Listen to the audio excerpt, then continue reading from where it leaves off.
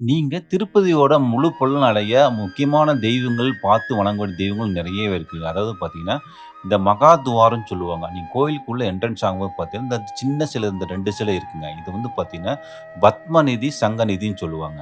அதாவது பார்த்தீங்கன்னா, இந்த குபேரனோட 9 நிதிகள் அதாவது 9 செல்வங்களும் வந்து முக்கியமானது பார்த்தீங்கன்னா, இந்த பத்மதி, சங்கநிதிங்க.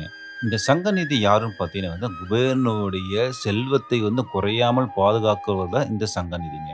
அதுக்கு அடுத்தது பார்த்தீங்கன்னா, பத்மதின்னு சொல்லுவாங்க. அதாவது நம்மளுடைய அறிவு செல்வத்தை வந்து குறையாமல் பாதுகாக்குவது தான் இந்த பத்ம நிதிங்க.